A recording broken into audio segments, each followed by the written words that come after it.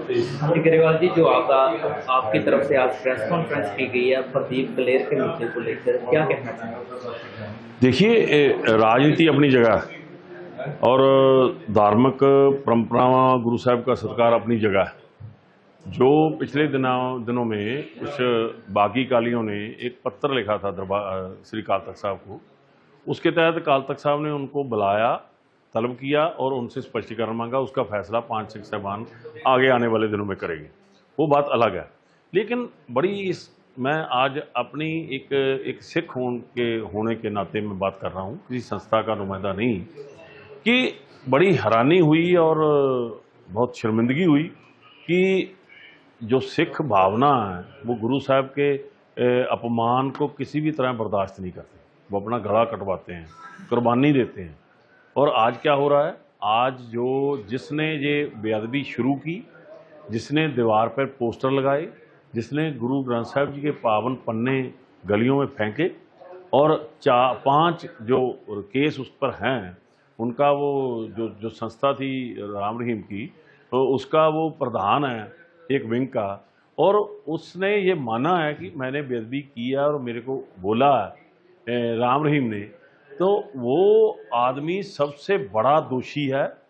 और आज वो सबसे बड़ा दोषी भंगड़े डाल रहा है और सिखों को चढ़ा रहा है। और उससे भी शर्मनाक बात यह है कि हमारे सिख आगू मान लिया कि किसी का सियासी विरोध हो सकता है, बहुत बड़ी बात नहीं है। वो लोग प्रदीप कलेर को अपना नुमाइंदा मान के, अपने लिए उनके मन में जो उनके लिए उन्होंने बोला कि बहुत धन्यवाद करते हैं प्रदीप कलेर का, जिसने ये सभी बातें बताई हैं। जो बात क्लियर है कि उसने कोई ऐसी बात अलग से नहीं बताई, पहले से जो बात चल रही है वही बताई है। तो बहुत शर्मिंदगी है इस गल की। हम ये बात उनसे पूछना भी चाहते हैं, जो वडाला साहब हैं, जो अकाली दल के शुद्धिकरण की नाम पर उनको चेयरमैन बनाया गया है, और बाकी सभी लोग जो आज मीडिया में बैठ के सवाल पूछ रहे हैं कि डेरा प्रेमी से किए हुए खुलासे का जवाब सुखबीर बादल दें।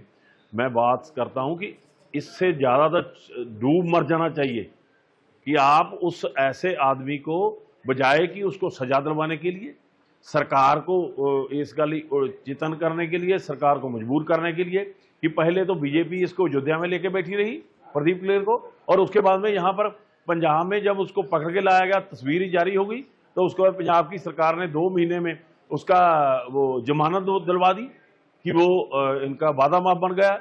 और उसको लेकर आप भंगड़े डाल रहे हो, आप लोगों में जाकर अपना सियासी विरोधी लोगों पर वार कर रहे हो। शर्म आनी चाहिए कि जो सबसे बड़ा दोषी है उसको अपना आगू मार रहे हो। मैं तो यही कहता हूं कि जो ये लोग इस बात पर सवाल उनका कोटेशन लेके कर रहे हैं, उनको इसको प्रदीप कलेर को अपना आगू मार लेना चाहिए, क्योंकि अब उनका उनकी जो कश्ती है, उनकी नैया है, वो प्रदीप कलेर ही पार करा रहा है, जो आज अखबारों में तस्वीरें आ रही हैं। तो आगे भी उनकी पार्टी का ये करेंगे।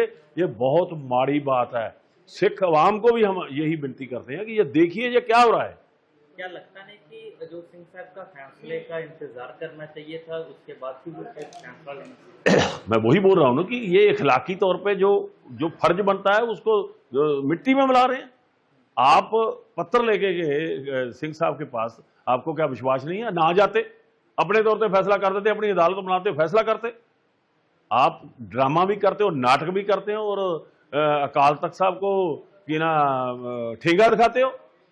जो भी काल तख्त साहब के खिलाफ में आया है वो बचा नहीं है, चाहे कोई भी क्यों ना हो, चाहे कांग्रेस हो, चाहे बीजेपी हो, चाहे कोई हमारा सिख हो, वो अच्छे दिन नहीं है। सो ये बात बहुत शर्मनाक हुई। हम इसकी घोर निंदा करते हैं और सिख अवाम को इस बात के लिए चेताना चाहते हैं कि ये जो भी कुछ हो रहा है ये बहुत नीचे पदर की राजनीति की जा रही है।